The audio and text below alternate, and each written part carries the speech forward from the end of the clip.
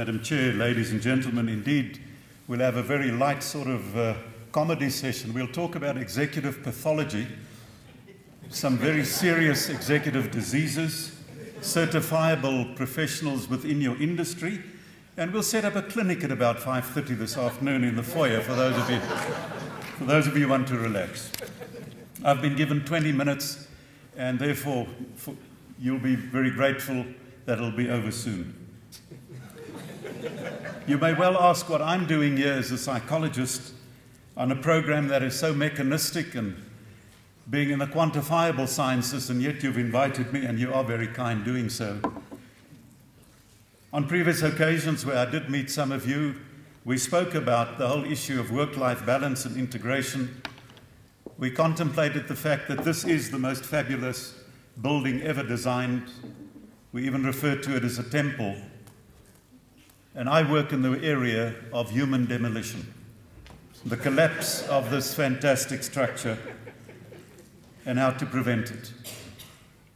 At the risk of being arrogant, I've seen just over 27,000 executives in counseling and therapy throughout my career, and they inform me, they're the authors, they're the speakers, and my job is to conduit that message in a narrative format on a wonderful occasion like this, when you do foregather and you concentrate on how to establish these fantastic structures and to ensure that they are safe.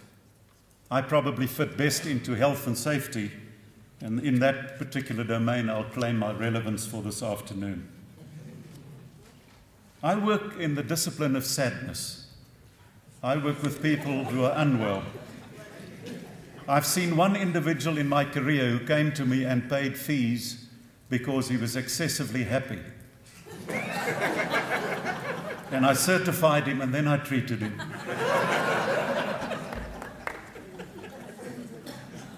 But seriously, there is an issue out there that is pandemic, and that is that executives, in other words, us, people who are blessed with talent and potential and capacity, have become, to some extent,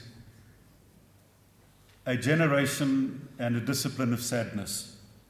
If I could work 25 hours a day and see people like us, and I'm one of them, then I wouldn't have sufficient hours. The issue that I'm proposing and that I'm putting before you, ladies and gentlemen, is that work-life balance and work-life integration is the one subject in which we did not get straight A's. In fact, it never featured on our syllabi and on our disciplines. It is the one area that we handle well after the so-called collapse and the disintegration of the superstructure. Executive encounter is interesting. I don't do coaching and counseling and therapy and mentoring with executives like ourselves anymore. We've done those things. And I quote my dear friend Gary Kirsten, the coach of our national cricket side. When I had to assess him for the job, I said to him, "How will you coach the Proteas?" And he said, "Not at all." I said, "Well, you're here for the interview and we've got some money to pay you. Why are you here?" And he said, "At the level, you don't coach people to play cricket. They can play cricket. Hopefully when I'm done with them, they'll be better human beings." How do we reconstruct this particular entity, this building? Being the finest building that one can think of, and its perfection is beyond doubt, why would modern people like myself inflict these cracks into this design and precipitate it towards the area of demise and injury? Why would we do that? We are in an era of modernity, there's no question about it. We are all 2013 models, we are current. But we are also in an era where we can outsource everything. In other words, we engage in the process of surrogacy. Everything we can do. We can have people clean our pools and cut our lawn, but we can also have other people raise our children. I'll give you two examples on the continuum. Our life expectancy is 76. That's calculated by actuaries and not the medical profession. Actuaries know our price. That's why they know exactly how old we will become. And I've accepted that it's 76. And perhaps just a bit of a philosophy that goes with that, or an emotion. I'm 66 years old, and I've claimed the 76. That means I've got 10 years left, and that's fine, but I need 50 to finish my business. And the tragedy is it's going to happen in this body. That's the problem. That is a bit sad. So I've got to get serious about time. And on that note, I've brought 3 books with a title that I've written on It's About Time, and your conference organizers can hand those out to whoever qualifies.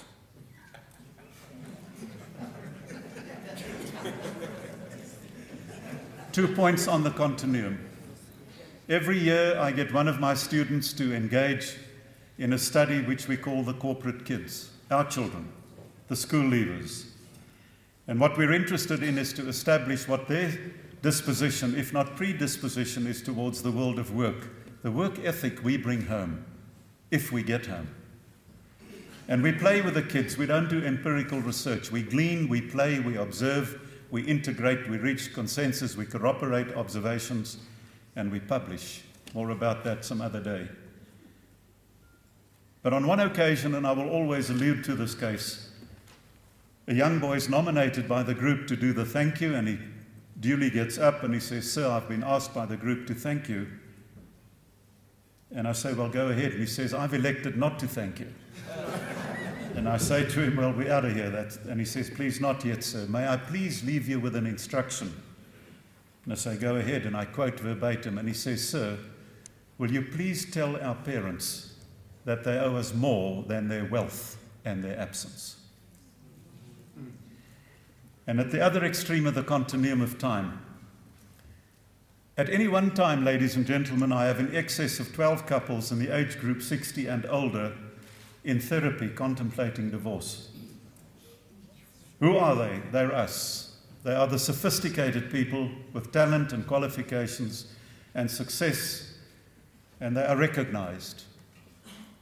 I will always quote one couple, and if I mentioned their names, you would know them. So they're elegant, they have finesse, they are known, they are apparent, and they are prominent. Bear in mind that they were just after the Second World War, so who were they, from what extract and what particular heritage? So they're sitting with me, having consolidated everything, closed careers and finished off. And the husband turns to the wife and starts the purge of guilt. And amongst others, he says to her, "Sorry that you were a single parent with a husband. Apologies for all the times I was away. I enjoyed it. I'd never flown first class. I liked it. Sorry about all the secretaries that threatened you." She called them secretaries.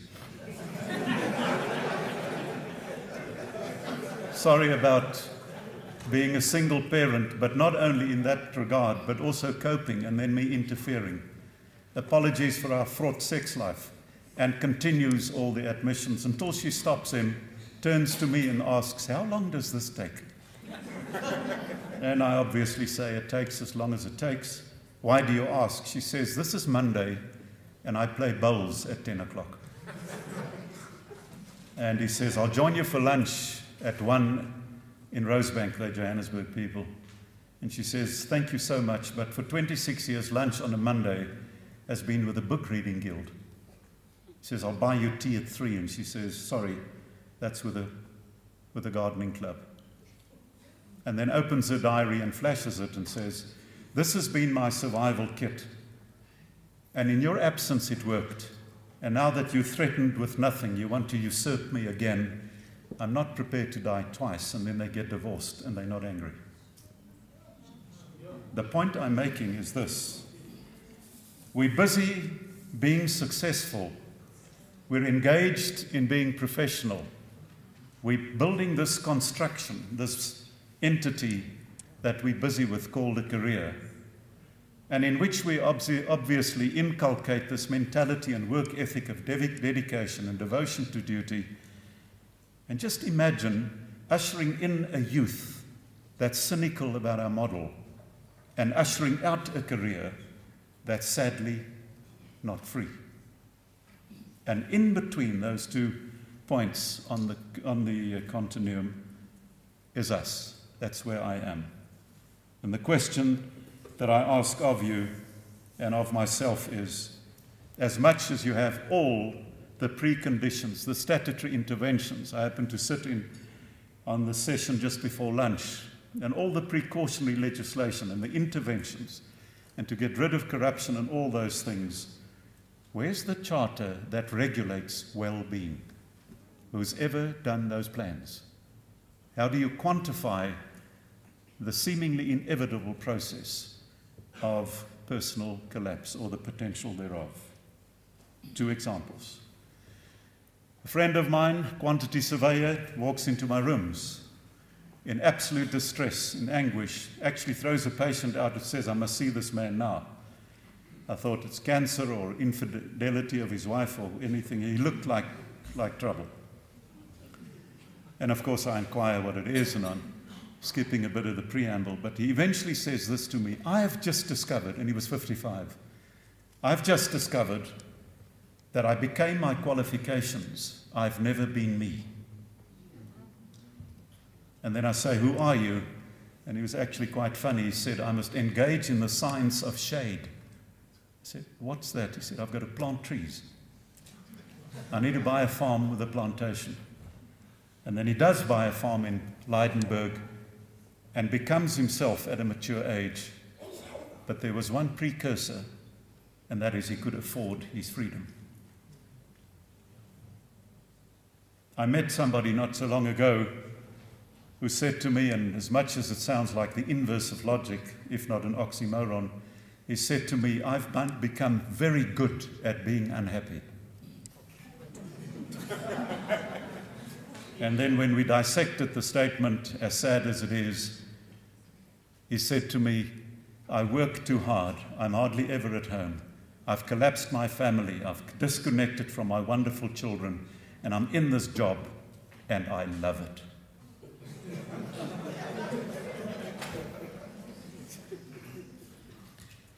Just a last example. In our research which we've done, and it's an indictment of a kind, but on the other hand, it's certainly commendable. But in South Africa, ladies and gentlemen, the typical executive, which means you and I, at the age of 50, that's after 30 years of work, we will have spent 10 years overtime for free.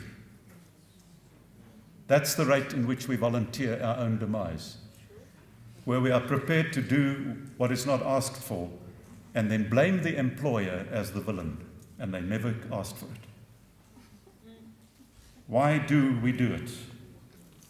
Why do we, in fact, surrender that quest for a balanced, integrated lifestyle willingly and then criticize somebody who was never guilty? I've left you a note in the foyer, a one-pager. I don't do anything more than a one-pager. People don't read it. But in the form of a roadmap which you may consider as an agenda for your own introspective assessment as you relate to this structure and its conditionality. And I've isolated just a few pointers from it, and I don't want to preempt your homework. But I will tell you this, that only 17% of all the people I've worked with and currently work with have engaged in any form of reform. Anything that makes it better and introduces the balance that I'm purporting here this afternoon. But the people who come right, as it were, in simple parlance, typically do that most dramatically because of an experience of adversity. It's amazing how clever people become within the notion of if you lose, you learn. You don't get the CEO job. A relationship collapses, and at the risk of being personal, you get divorced and you find out the depth of regret. You lose a child or whatever it is. Let's not go to the somber aspects. But then people wisen up. And so often people say, I'm just in time to be too late. The question that I put to people when I work with them, and I'm just one of them myself, is just this: the life you're busy with, are you living it or are you being lived? Are you in corporate conscription or are you free? Do your qualifications and your success and your stature, your opulence and your wealth liberate you, or are you actually in this corporate prison? And when that is true, we often choke by the very essence of it, and you know what it is more success. In your little pamphlet, you'll note only one point that's bold, and that is enough. If we can define enough, we know exactly what its constituent ingredients are. If you're in quest for money or wealth forever, and its insatiable nature, then obviously you're living a tentative life. You'll never have enough.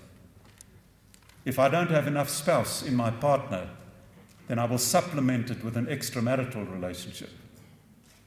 If I don't have enough self-esteem, then my inferiority will present itself in the form of arrogance. It's useful to know what is enough. Or as my dad used to say in the Afrikaner household, enough is enough now. Do you remember the sound? And the detail wasn't spelled out, but the consequence pretty sure. Just 2 more and then I'm done. When last did you authenticate yourself and present the real authentic you to you? And let's stay with the profession, the job you're in, and the conference you're attending. Is it good inside here? Does it add enduring value? Perhaps in lofted parlance, is your ontology, your sense of being, agreeable with your hopes? And perhaps those dreams, is whatever they are, and is it rewarding? Or are you living a replicative lifestyle? We call them calendar caricatures. Tomorrow is just today, 12 hours later. All that changes is the date. How do you restore the building? I've left you a few notes outside. For those of you who get the book, have a read. There's something in there. I believe that the reconstruction is an urgency. And as much as it might be pandemic in certain spheres, I don't believe it's ICU stuff yet.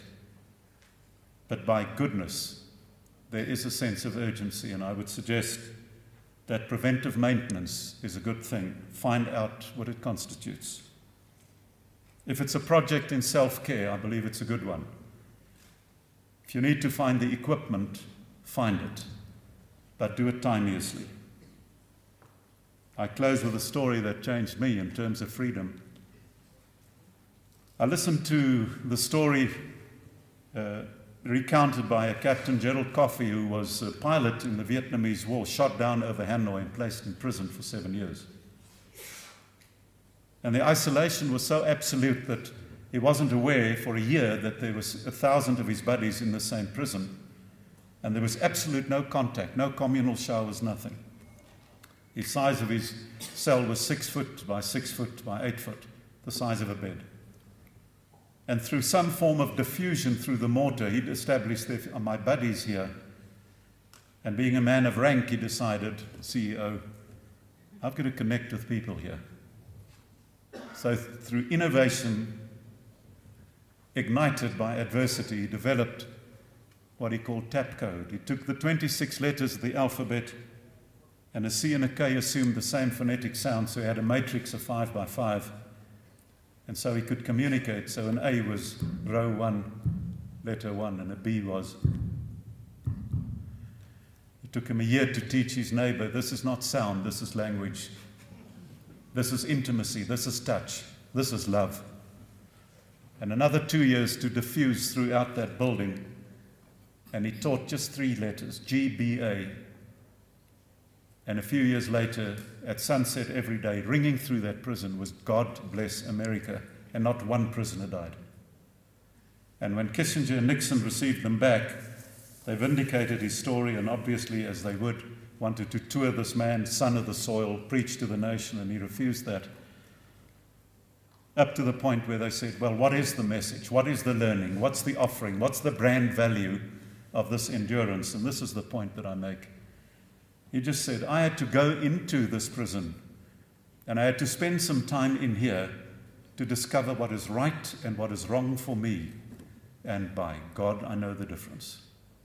Question, are you enslaved within your own success? Will we deploy into the hearts and minds of the youth that will replace us? What will you say at that very threshold when it's done? Will you embrace something and somebody of meaning, or might it be a disappointment? I wish you a good conference.